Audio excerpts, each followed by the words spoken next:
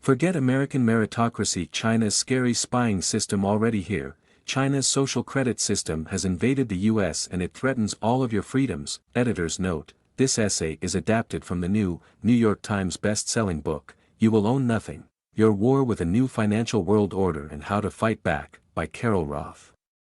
A video making the rounds on social media showed the latest tactic in China's formalized system to control its population, social credit.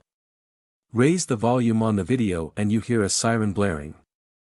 The alert is what reportedly happens when someone with bad financial credit, a massive social credit violation in China, phones you. The accompanying message purportedly warns. Kindly asks you to urge the person on the other line to pay their debts. Do you think that could never happen in America, that only a communist party would use technology, coercion and social pressure to conform behaviors and even take away your wealth-building opportunities? Well, think again. This Chinese-style social credit system has already landed in America.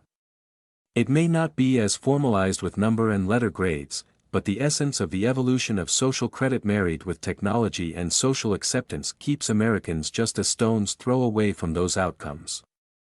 There is an evolution to social credit, which starts with cancel culture, moves to an informal state-adjacent system and eventually becomes a full-blown state-run system like the Chinese are building out. These social credit initiatives come for your freedoms, including your wealth. They attack your social standing and access, aka the opportunities for you to create wealth. They come after your livelihood, aka your path to wealth. And, most directly, they even come after your assets, which is your literal wealth, as well as your legacy and your family's future. During the COVID-19 era, these social credit-enabled attacks were out in force. If you didn't take the vaccine or you didn't wear a mask, you may have found yourself ridiculed on social media. Your family was told not to include you in Thanksgiving and Christmas celebrations.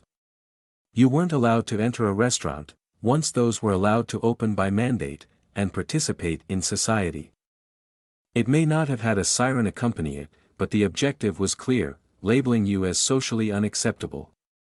Video: the Biden administration issued an executive order that in some cases forced and in others coerced businesses to take jobs away from thousands of individuals who didn't comply with their vaccine orders, many of whom had been branded heroes and essential workers just months earlier. If you had thoughts that conflicted from the anointed narrative, and were in a field like science and medicine, the masses tried to cancel your credibility and your job. If you were a podcaster who hosted opinions that diverted from the narrative, there was also a movement to cancel you. See Joe Rogan, who faced a fortunately unsuccessful cancellation attempt from hosting a variety of doctors and scientists who had alternative opinions, many of which have turned out to be provably true. In addition to trying to cancel your job, the state tried to silence you as well.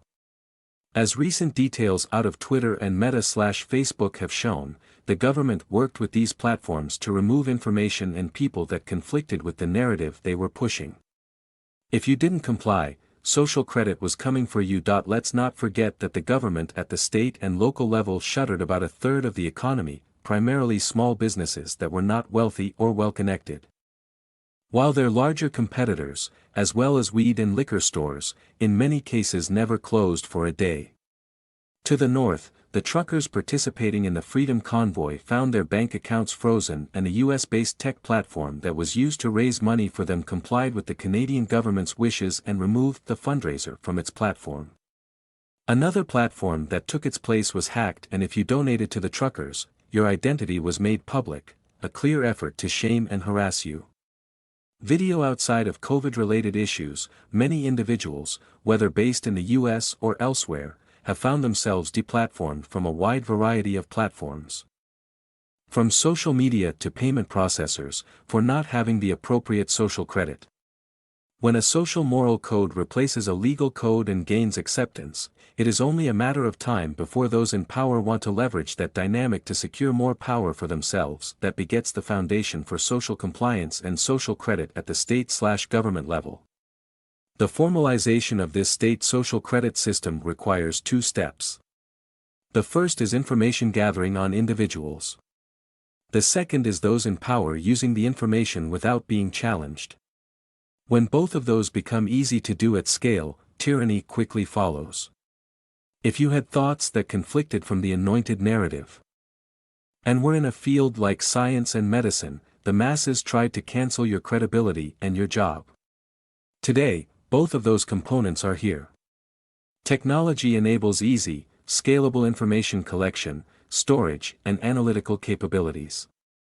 People voluntarily shun privacy for convenience, ego, and other purposes, and so the information is available for such collection. The social devolution where people are widely judged not in a court of law but rather a court of public approval sets up the second part, the creep of government and other powers being able to use information for compliance and to subjugate individual rights.